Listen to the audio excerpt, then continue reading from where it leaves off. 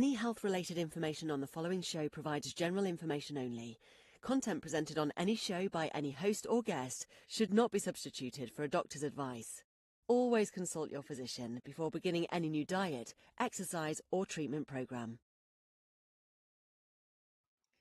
Welcome to Accelerated Health with Sara Banta. I'm a wife, mom of 3, and an NANP certified supplement professional, but that's not all. I'm also the founder of the awarded Most Innovative Health Supplement Company 4 years in a row. Thank you to all of you in trusting me as well. Accelerated Health Products, a brand offering innovative, natural, scalar-enhanced supplements to optimize your health. And this podcast is not just a source of information. We're a community. We're all here to learn and grow on our health journeys, regardless of where you are today. And this podcast is the springboard to learning. The free group coaching on Telegram is where we continue learning together. You can ask your questions. I post tips and tools on a daily basis to move you along on this journey. So here's what you can expect. New episodes Monday and Wednesday with in-depth discussions and expert guests. Hot topics that are in the news every Friday to keep things fun. And then, of course, followed up with the free group coaching. And the details are at SaraBantaHealth.com. Have you thought about detoxing, but you're a little worried if it's too much, or you don't want to see the detox flu symptoms? You don't want to be hangry. You don't want to be on a juice cleanse. Well, I've created over 10 unique, easy detox cleanses, from just the colon cleanse to get you pooping, to the parasite cleanse, the candida cleanse, the liver flush cleanse, which you should do a couple times a year at least. And then the big one, the accelerated diet cleanse, that gives you a reset for your gut, your brain, your weight loss, your hormones, all of it. And you can find the detox quiz at SaraBantaHealth.com to find out which one's right for you. Maybe you're not ready for a detox. Maybe you just want to start with 1, 2, 3 supplements. Just complete the health goals form on my website, and I will personally put together a protocol for you. Just by taking a few steps forward, you will change your life. And the difference is I'm here every step of the way. Today, we've got one of my very favorite guests back, Kiran Krishnan, a research microbiologist who's been involved in the dietary supplement and nutrition market for over 17 years. He is my gut expert that I go to, and I'll even text him my own personal questions. Hi, welcome back. How are you today? I'm doing great. How are you? I'm good. And we're in this ever-changing world where not just the food system, but our diet of environmental toxins, our water, the air we breathe. I'm in Southern California, exposed to the LA fires and all of that stuff. And it's not just about, people losing their homes, which is devastating. And thank goodness I am not a part of that. However, I'm an hour south and definitely felt the ramifications of the air I'm breathing, right? And feeling nasally and headaches and, skin rashes and gut issues. And so I wanted to talk about how the chemicals and the toxins in our diet fuel the chronic disease, both from our gut and then, of course, our skin. And we've talked about both in the past. So if anyone's missed those episodes, make sure you go back. They are so full of it. I've even listened to them myself over and over again because you're so full of knowledge. So thank you for coming back, and let's get into it. Yeah, no, it's my pleasure. This is a really important topic because it is arguably, the biggest driver of chronic disease and dysfunction. If you think about the main killers that affect us, right? They're all inflammatory related conditions. So cancers, diabetes, obesity, cardiovascular disease, and so on. All of those are inflammatory driven. The toxicity in our world, in our food supply, in our air, in our personal care products, all the things we have to surround ourselves with. Those things all drive inflammation in one way or the other, and they drive toxicity, not only through toxins that actually damage cells and damage DNA and so on, but all of that also leads to more inflammation. So they're all connected. So it's a really important topic to discuss. And these toxins that we're taking in are going to disrupt our gut so that when we do take in the healthy foods, say we're staying off the processed foods that cause leaky gut as well, but then we're not even absorbing the nutrients from our food that we're trying so hard to eat the right way, stay away from the sugar, eat organic food, water and fluoride in the water and nitrates in the water now is an issue where that is being disrupting our gut, causing dysbiosis. So can you talk about what is going on there? And why is our body not just able to filter all of this stuff out? Isn't our liver supposed to take care of everything, and the human body doesn't need to detox, right? Yeah, well, there's a couple of angles here that are important for people to understand. Well, let's break it down and unpack it one by one. So the first one is the impact that these chemicals have on the microbes in your system, on your skin, in your gut, in your respiratory tract, and so on, right? So keep in mind that these are synthetic microbes that are unusual. They're not found in nature, naturally. So the microbes don't necessarily have a way of dealing with them. The hope is that eventually the microbes will figure out how to deal with some of these chemicals, but at the moment, most of these chemicals can have a profound effect on the microbes and the ecosystem. So what it tends to do is create metabolic disruptions within the bacteria that we carry as our commensal flora, right? And as a result of corrupting their metabolic pathways, they interfere with amino acid processing or energy production and so on, very similar to what they may do to our cells. What it does is it inhibits those microbes from replicating effectively and or producing the compounds that they tend to produce for us, for our needs, right? So a big part of what we need that you find in our circulation that we use to function comes from microbes producing them in our gut, in our lungs, on our skin, and all these other places where microbes live. So imagine these chemicals come in, they interfere with the metabolic function of the microbes. Not only do the microbes die off, but as a result of dying off, they're not producing the compounds that we require ourselves. It's estimated that at any given time, if you pull out a sample of your blood, 50% or so of the compounds found in your blood that we're using for function are coming directly from microbes that are in your system, right? Meaning they're producing it. We're not extracting it from food. We're not pulling it out of food and other nutrients. These are unique compounds that are being produced by microbes in our system.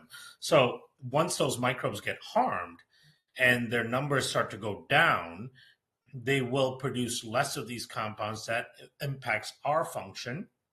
On top of that, the microbial world is a very competitive world. So if certain beneficial bacteria are going down, they start to get replaced by more toxigenic microbes and things like fungus and parasites and other things that may take up some of that space, that real estate. The real estate in your ecosystem is always full in one way or the other. So if an area has gotten vacated as a result of an antibiotic use or exposure to chemicals or some sort of chemistry that harms the beneficial microbes, that space will get taken up by dysfunctional microbes that are not only not producing the things we want and need for our system, but they're producing things that enhance the toxicity even more, right? So it's a compounding effect, because it's not just that good bacteria being killed off or damaged. It's that good bacteria being killed off and damaged. As a result of that, the beneficial compounds they produce are not being produced. And on top of that, their space is being taken up by dysfunctional microbes who are not only not producing what we need, they're producing even more toxigenic compounds, right? So that compounding effect over time can be quite profound for our system. And it's an unprecedented time, because we know so much about the microbiome. We know so much about our biology and all that. There's so much left to learn, of course. But we also live in a world that has been designed completely against our ecosystem, right? One of the things I always say is that We are this like beautiful, elegant microbial construct. We're basically made up of microbes, and we rely on microbes for our functionality. We've taken this beautiful microbial construct that's happened over thousands of years of evolution, and we've put it in an antimicrobial world, right? Everything around us kills microbes, and being in an antimicrobial world is essentially being in an anti-human world, because we are a collection of microbes, if you will. And we all have parasites and candida and viruses and bacteria in our system, but they're playing nice with our good bacteria, our good microbiome. But it's these triggers that allow the bad guys to take over. So it's interesting because before we came on, I mentioned that I have been dealing with a little bit of a parasitic situation. And some people will say, well, Sara, how did you get it? What were you exposed to? What did you eat? But it's more of you've got them, I've got them, but what happened in my system where they were allowed to say, hey, I'm taking over, I get to play and dominate, and you just watch out because you don't have enough of the good guys to keep me under control. Is that what is happening? Yeah, essentially. And most of those are called opportunistic organisms, right? And they're called that because they're not primarily harmful, meaning they don't show up and then create a problem right away. They show up and they look for an opportunity where they may create a problem. And normally, if you have a fairly healthy, balanced system, your system deals with it perfectly fine, right? And your system is used to it and used to the balance. And in fact, parasites and viruses and dysfunctional bacteria, when they're under control, can be quite beneficial. They're good at stoking and stimulating your immune system and keeping it trained and so on. As a result, they can have benefit, but the moment the opportunity arises as a result of decimating your good guys, then this is when they can start to take over and create a problem. And most of those things that create that dysfunction are things that we've made ourselves, right? Things that we expose ourselves to. I think the estimate is your average person's exposed to somewhere around 80,000 chemicals on a regular basis. Of course, now the awareness is increasing on these forever chemicals and, micro nanoparticles of plastics and things like that, right? So, and then going back to the toxicity of them, there's another kind of double whammy here, right? So your microbiome is actually one of your first areas of detox. So things that come into your system, and the vast majority of ways in which things coming through your system is through food and drink, right? So we're gonna be eating and or drinking the vast majority of molecules that enter the body. So they first land on your microbiome, and so your microbiome has to play a role in detoxing those things, whether it's neutralizing them in some way, breaking them down, putting a chemical cap over them, one way or the other, or signaling to your immune system to deal with the toxicity that's coming through. Your microbiome plays a very important role in doing that. Then, whatever does pass through, about 85% of it goes to your liver. Then it's your liver's job to try to clean up the rest of the issues. And so if your microbiome is unhealthy, you miss a big part of that first level of detoxification and neutralization, right? Mm-hmm. But again, anytime you screw up your microbiome, it's always a double or triple whammy, because not only is a screwed up microbiome then not going to provide you with that first level of detoxing, but a dysbiotic microbiome also increases toxicity to the liver, because you now have more gram-negative bacteria, you have more LPS, you have more leaky gut.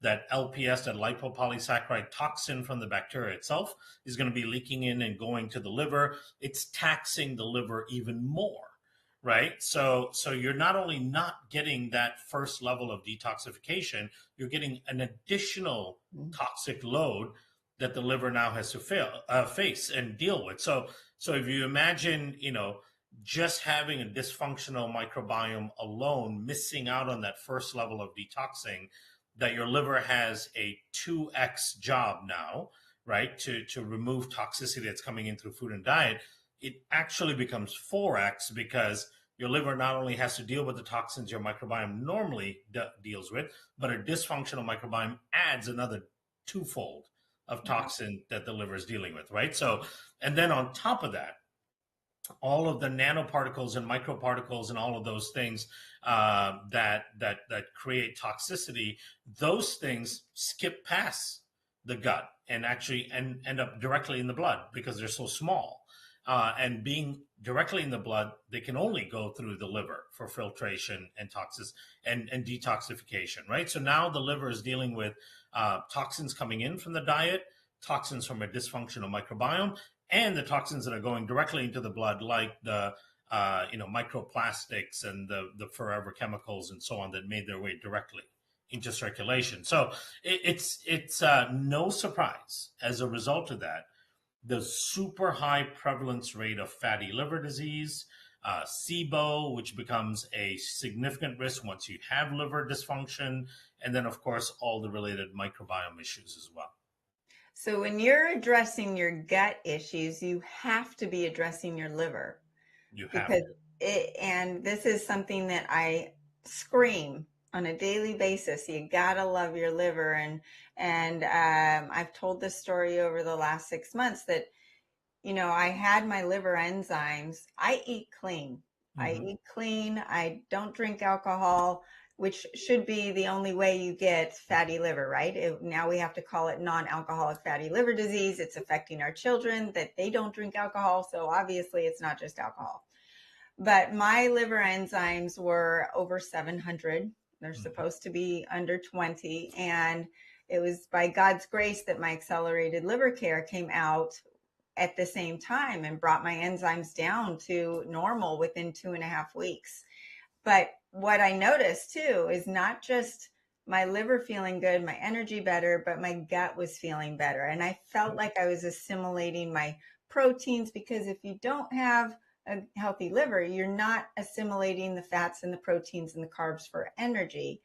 And all of this, you have people out there saying, well, your liver is supposed to be able to do its job. You're not meant to have to take supplements.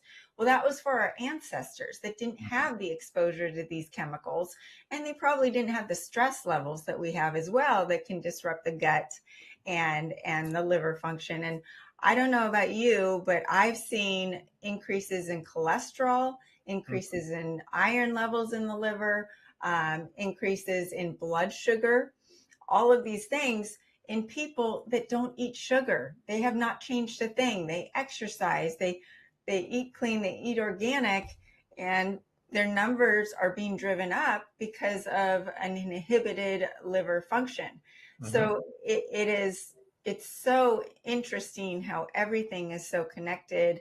But and you talk about how it's 4 times. That's why you can go from being great, feeling awesome, to really feeling bad really quickly. Yeah. And your immune system takes a hit too. So can you explain how the immune system is involved in this? Because then if your immune system takes a hit, then you're really fighting a big battle, because you can't fight those opportunistic microbes.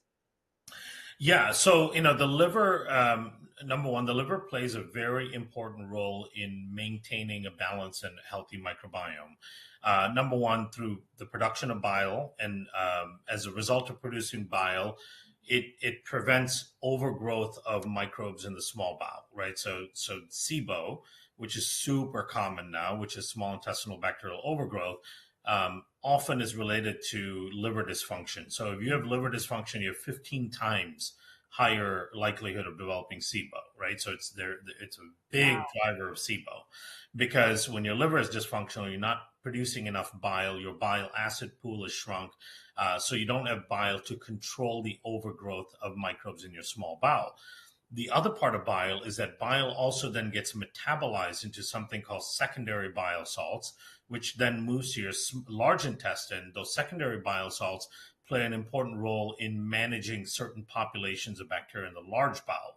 So if you don't have adequate bile, you're going to get a disrupted small bowel and a disrupted large bowel, right? So the liver is creating a dysfunctional liver is going to lead to more dysbiosis, and the problem is the higher the dysbiosis, the more toxicity there is to the liver, and it becomes a never-ending cycle, right? And that's the important thing about all of this is that what people really need to understand is it's not like a one-to-one linear thing, right? It's not like this gets affected and then this gets affected, so you just fix one of those two and it's fine. No, it's like all of these processes are connected, and it's cyclical, because if one gets affected, it affects the other, and when the other gets affected, it affects the original even worse, right? So they call it enterohepatic circulation, and with everything with the gut, it's called the gut-skin axis, the gut-liver axis, the gut-brain axis. It's an axis because it's a continuous bidirectional loop, right? So when the gut gets messed up, the liver gets messed up. The liver gets messed up, the gut gets worse. As the gut gets worse, the liver gets even worse, and it keeps going and going and going.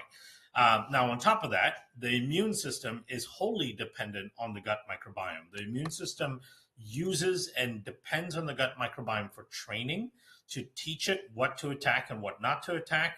When a response to, for example, a food particle or something is an unfavored response, and so it can suppress that.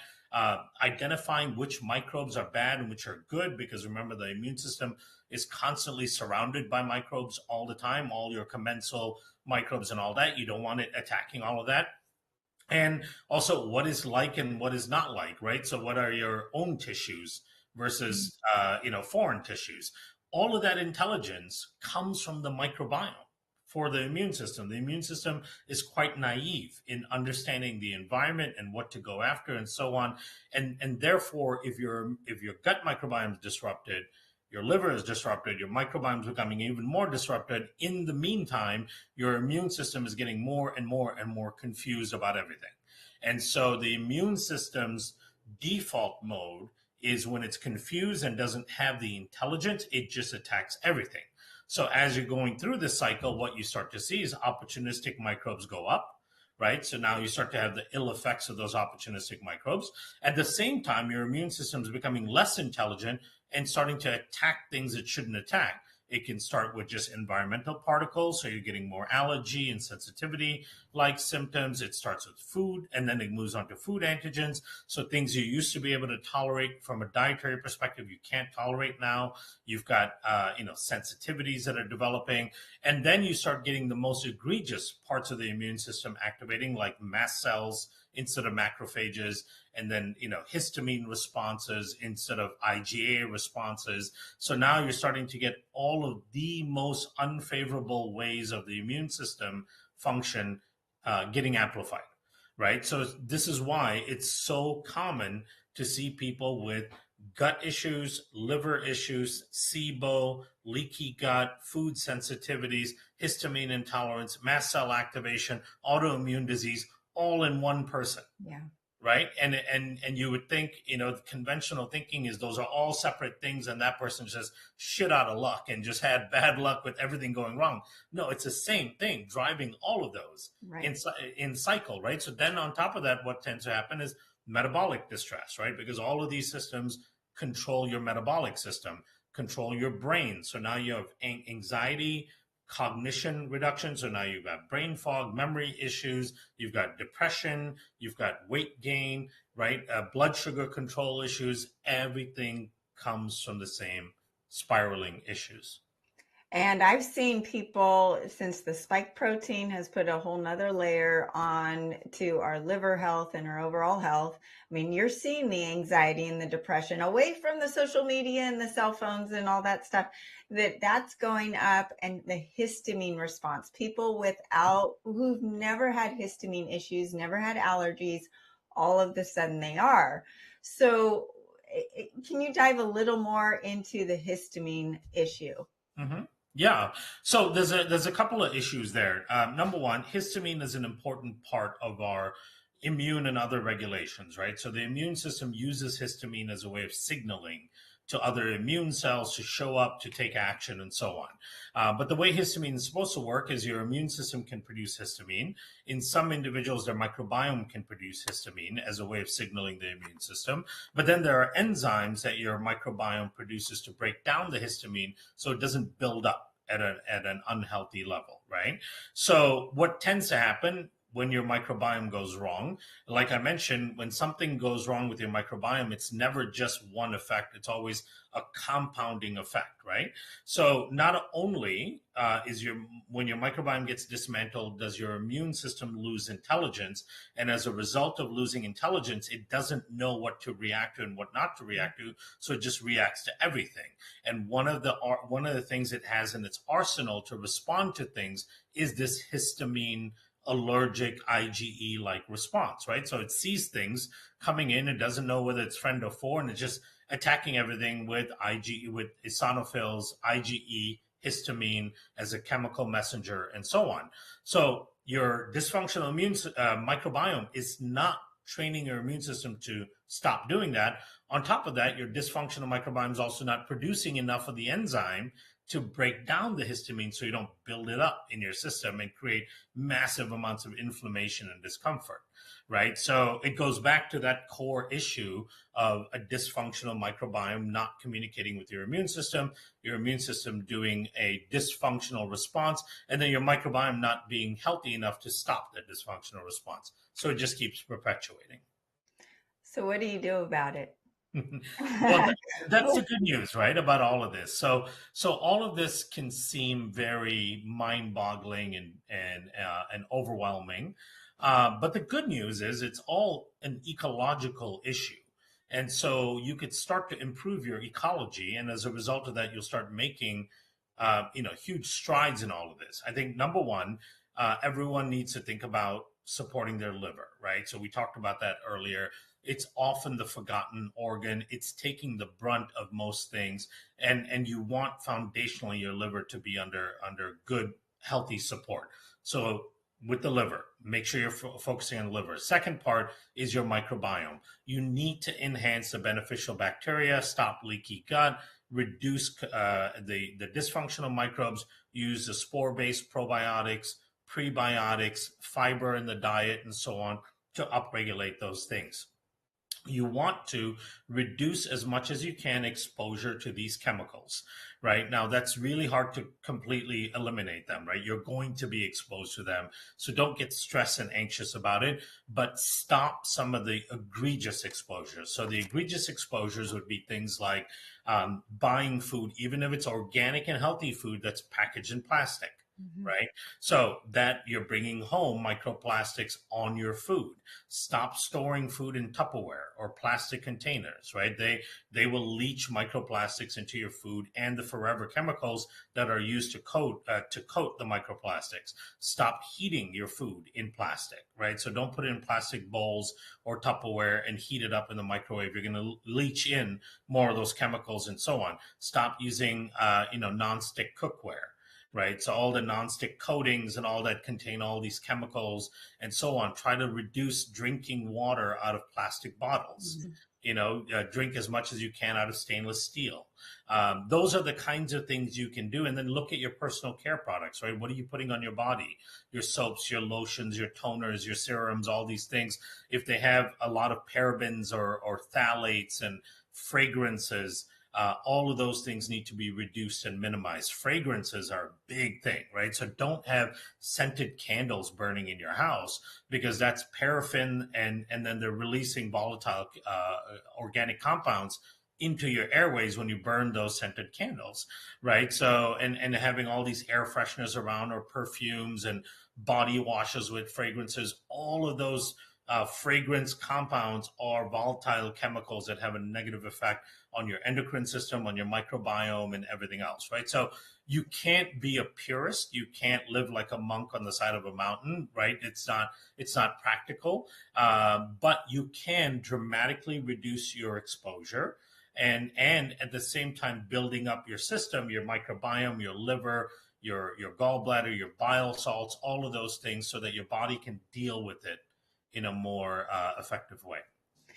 So, you think back to when I was growing up, and I was eating out of plastic. I was using the microwave. But we also didn't have the level of toxins that we're dealing with now. So my body could probably handle it 30 years ago. And I was younger, so my body was more resilient. And it's so interesting. People will just fall off a cliff with their health because they're like, wait a second, I haven't changed anything. And all of a sudden, I have all of these issues coming up. And it's part of like that tipping point. Your body says, I give up, I can't do anymore. With the spore-based biotic, Megaspore is the one that you and I both really get behind, and I take it every day. And with that, the Mega Pre and the Mega Mucosa, can you explain why that is so much more beneficial to our microbiome than taking just a probiotic? Yeah, the key part is number one, you want it to survive through the gastric system, right? So the probiotic, in order to function, to really help and change the microbiome, it has to survive through the gastric system and make its way to the intestines in a living state. The benefit of the spore is they're able to do that. So they have this natural calcified armor-like coating on their outside that allows them to survive through the gastric system and make their way to the intestines alive. So that's the first step. The second step is when they get to the gut, they do something called quorum sensing, where they have the ability to read the microbial environment. And as a result of reading the microbial environment, they can find the dysfunctional microbes and then sit next to them and compete against them and bring them down. So they're really good at killing down or reducing the number of opportunistic and dysfunctional microbes, including fungus and mold and so on.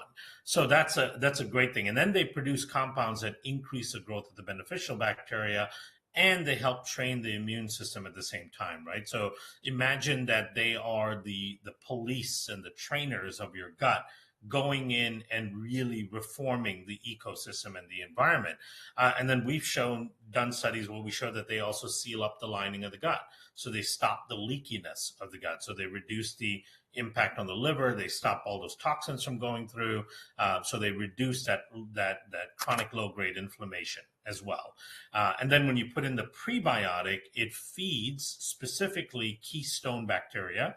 These are the really important species of bacteria that enhance the microbiome in a positive way and produce lots of short-chain fatty acids, sealing up the lining of the gut, modulating immune response, improving metabolic response, and so on. And then the final product, the Mega Mucosa, provides the building blocks of a healthy gut lining. You need that in order to continuously maintain the lining of the gut, right? So what you really need in terms of a healthy gut is high diversity in the gut microbiome, high production of gut-specific postbiotics like short-chain fatty acids and so on, low levels of opportunistic organisms, a sealed up lining of the gut, and a thick mucosa layer.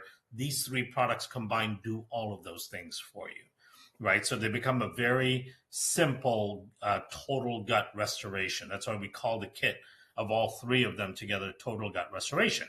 You add that to reducing toxigenic exposure, increasing exercise, cleaning up your diet, supporting your liver. The system gets a revamp and a reset quite quickly. And that would be different than just a typical probiotic. So what is a probiotic going to do? Because Megaspore is that policeman, that trainer. So the probiotics, are they just the soldiers that go without any organization or have no direction? So unfortunately, the typical probiotic, what actually happens is most of those strains die in your stomach, and then you just get a bunch of bacterial debris moving through and you poop them out 10 hours, 12 hours later. So they're not doing a whole lot of anything. So, when people see at the health food stores, these probiotics sitting there on the shelf with 50 billion CFUs and 25 strains and all that, there's this misnomer that that's somehow more potent or more effective. It's not. It's just stuff that's going to die in your stomach and not end up doing anything. So what you really need is a researched blend that has clinical trials on the finished blend. The vast majority of probiotics that people have access to online or and health food stores and all that don't have any research behind it at all. So you have no idea what it actually does. And in many cases, it can be inflammatory. So they can actually make people worse by triggering an unwanted immune response against all that bacterial debris, right? And so you want to be careful. You want to use a probiotic that has clinical studies that you know is going to be doing something that your gut needs. And everybody's gut needs more diversity, sealing up of the leaky, of the intestinal permeability, increased short chain fatty acids, and increased keystone species. Like that is, not something that anyone could argue against reasonably. Everybody needs that. And that's healthy universally for all the guts across the board. Okay, so before we go, we could talk forever. I want to talk about the skin. And me personally, I've seen it where your liver is your detox organ, but your biggest detox organ is your skin. So if your liver is overwhelmed and can't do the job, guess where all that toxin's coming out? And the amount of rashes and mysterious things showing up on the skin just in the last 5 years has exploded. I had a wife email me saying, my husband has this skin rash that'll come and go, but now it's not going at all. He won't change his diet. And that was number one. I'm like, well, we might want to work on that. But he wants to know if there's one pill he could take or do something. But can we talk about the skin issues and that it's not just what's going on the inside that's causing the skin to react, but the skin reacting, causing the disease, and that bidirectional relationship that you are the only person that talks about. And it's so intriguing because we're seeing all of these skin issues in children and in adults, and then they're driving food allergies and other chronic disease. Yeah. We talk a lot about leaky gut, and leaky gut is a very profound and dramatic issue and drives a lot of risk factors for people. But we also have this issue of leaky skin.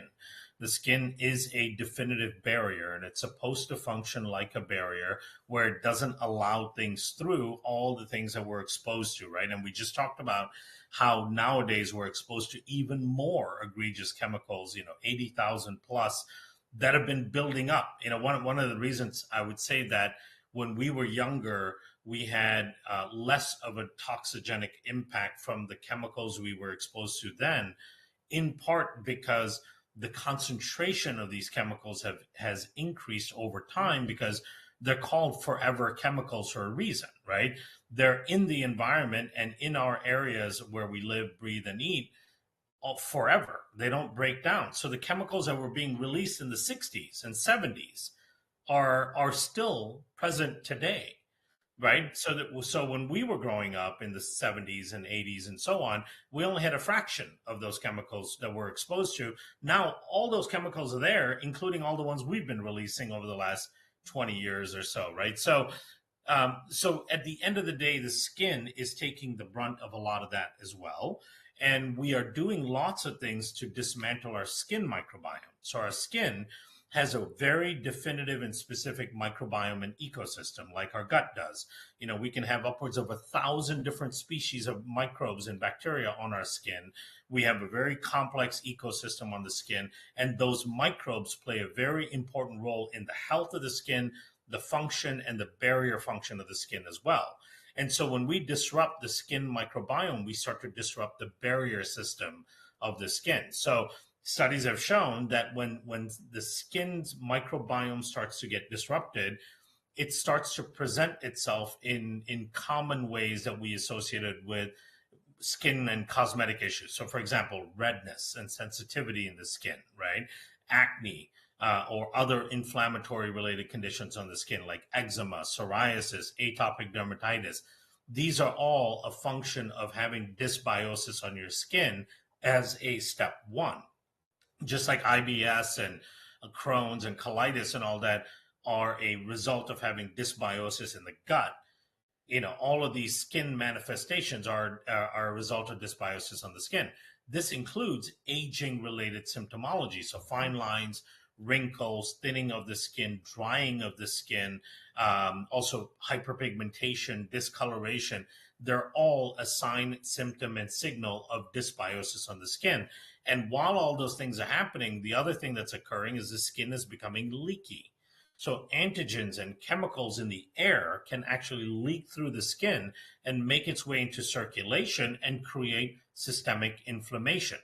Right? There's a study called the Baltimore Longitudinal Study of Aging, which is still going, and it's like a 65-year study looking at age-related drivers of disease. And the researchers, and there's I think over 5,000 papers that have been published from all of the research going on with this. The researchers have identified that the number one predictor of mortality and morbidity in individuals in the Western world is the health of their skin and aging of their skin. Right? The age of the skin was the best predictor for their development and their risk of developing chronic disease and dying from that chronic disease than any other marker in their body. Right? And they showed that the dysfunctional skin shows up years before the disease pathology is realized. So they can connect how aged and dysfunctional skin can lead to osteoporosis. Right? Age and dysfunctional skin can lead to Alzheimer's and dementia and diabetes. You would never think that, right? You would never think that your skin has anything to do with your bones, but they absolutely do. It's all a connected system. And so when you look at kids, for example, or even adults, when you think about the increased prevalence of things like allergies and asthma and peanut allergies and all those things that we weren't ever accustomed to when we were growing up, part of the reason that's happening is because there's an epidemic of skin disorders in kids as well, right? Eczema is such a huge problem in kids right now, in part because we're not, we've got a lot of C-section births, they're using a lot of antibiotics, we're over cleansing the skin, we're using products with antimicrobials, all of that. So the kids' skin microbiomes are becoming dismantled. They're losing the barrier function on the skin. Then what happens is things like peanut allergens and antigens from food and the environment actually penetrate through the skin, end up in circulation.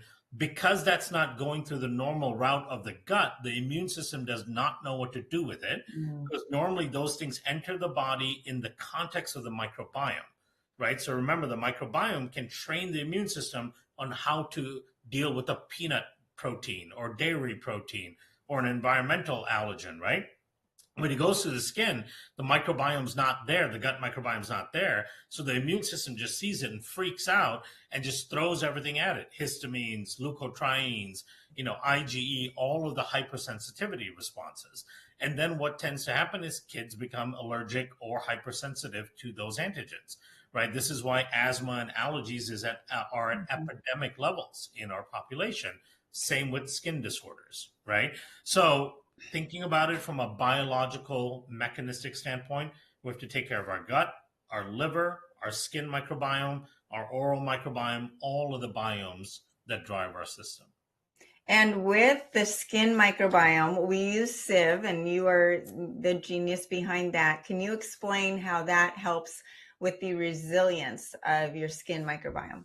Yeah, very similar to how these spores do it in the gut, that we've identified a couple spores that can do the same kind of competitive exclusion on the skin, meaning they get on the skin, they can read the microbial environment through this quorum sensing mechanism.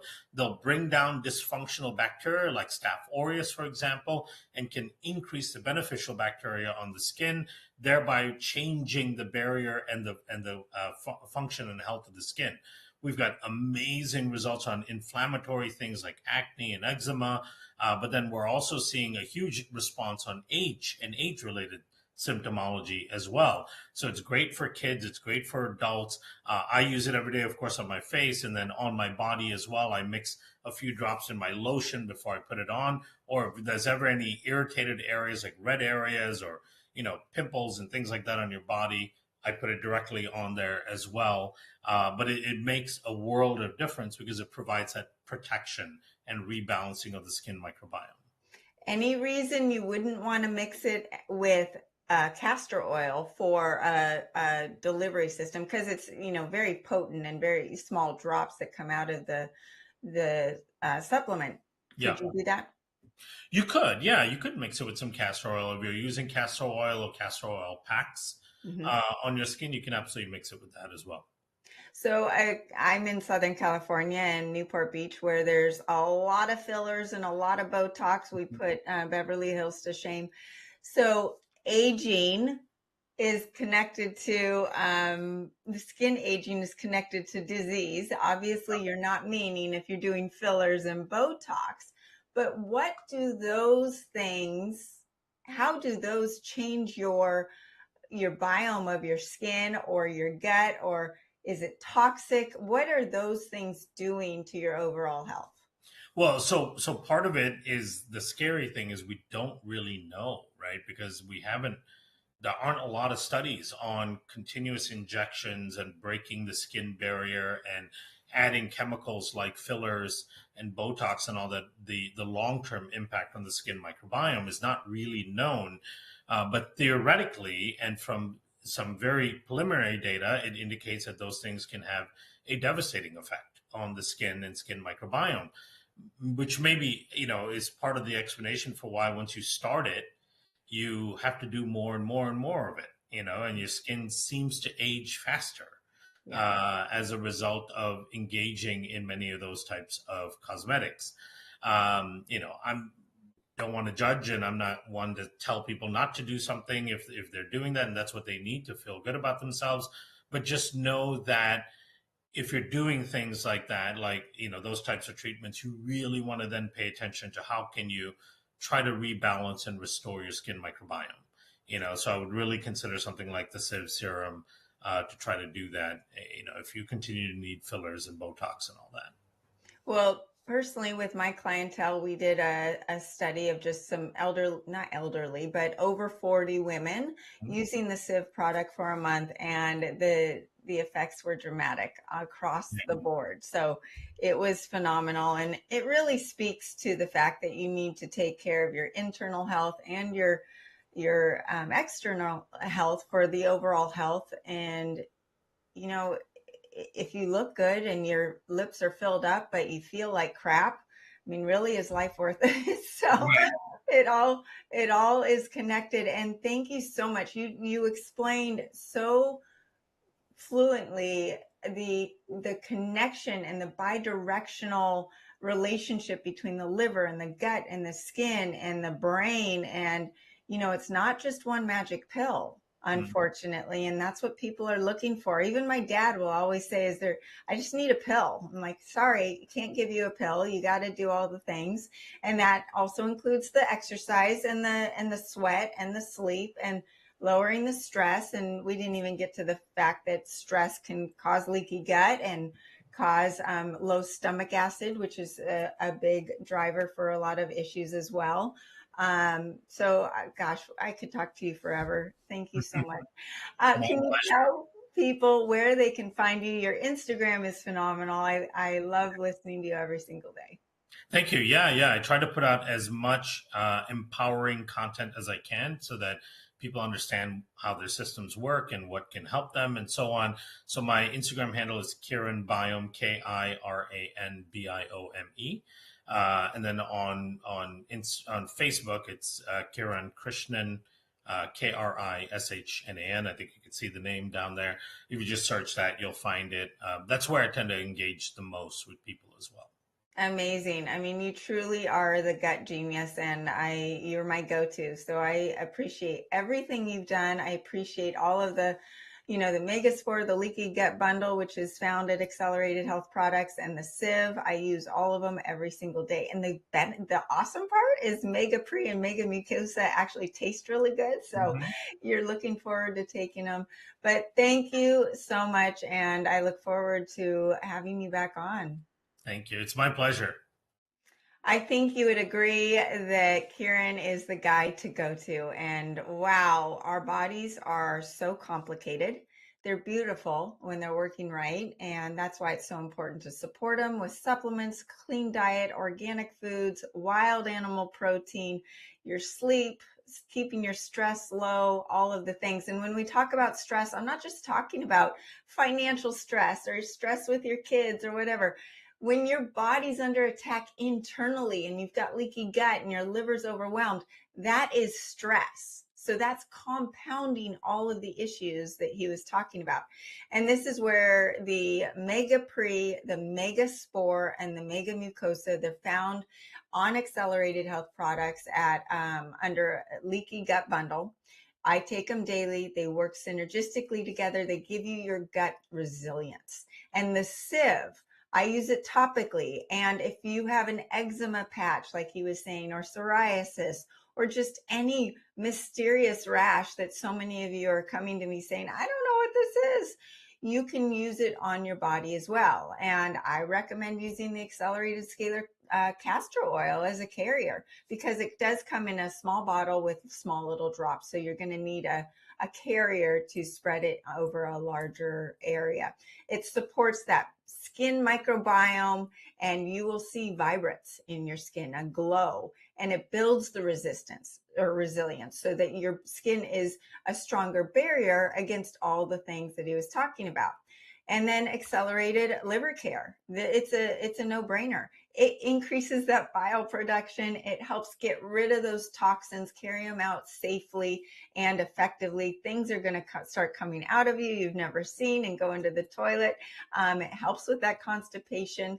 It helps with rebuilding the liver. It helps with that fatty liver disease that more than half of you have.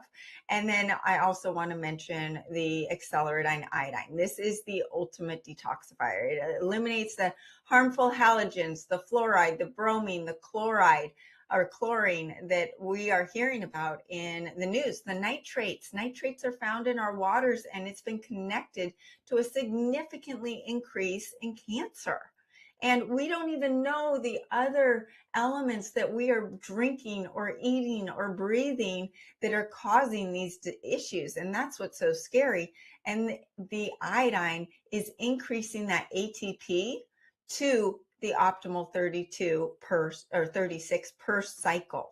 Whereas when you are hit with these toxins, it goes, your mitochondria, your ATP goes down to 2, from 36 to 2.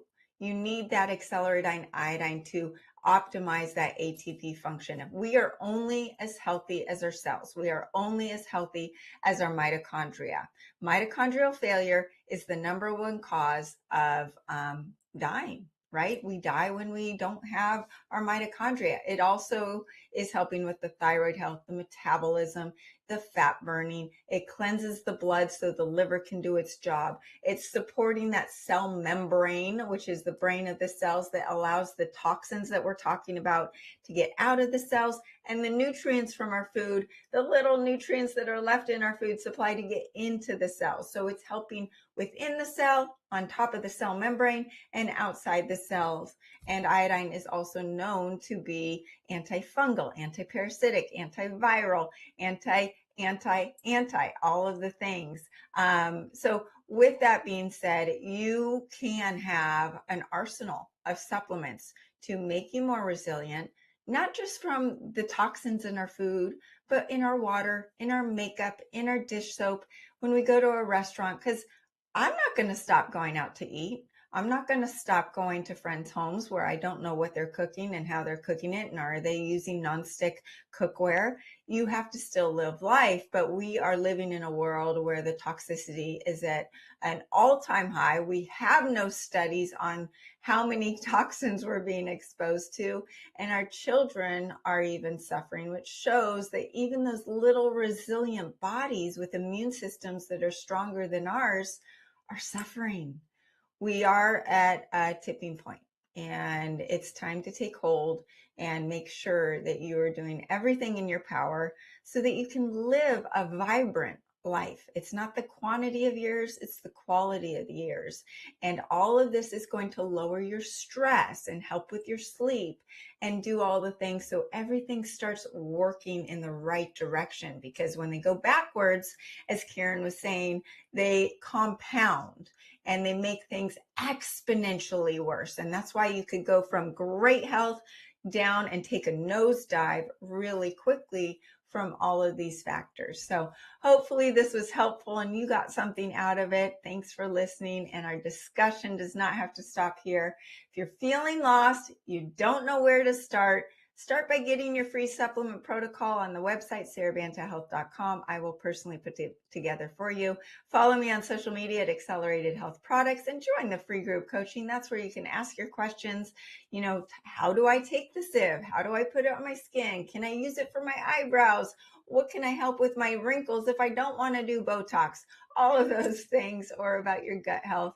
It's all in the group coaching. I can answer your questions there. You can find this podcast at Accelerated Health with Sara Banta on Spotify, Apple, YouTube, E360, iHeartRadio, Amazon, Roku, and over 100 different platforms. Share this podcast. You know, a teenager who's got acne, or a friend that's got psoriasis, or someone that's bloated or has a candida infection or just doesn't feel good. They need to hear this. And you can use coupon podcast10 to get 10% off site-wide, including the accelerated liver care, the Acceleradine iodine, the Megaspore, and the leaky gut bundle, or the sieve. Try them all. And I'm also here to answer your questions. Remember, I'm live every Monday, Wednesday, and Friday. So join me next time for more ways to unlock your health potential.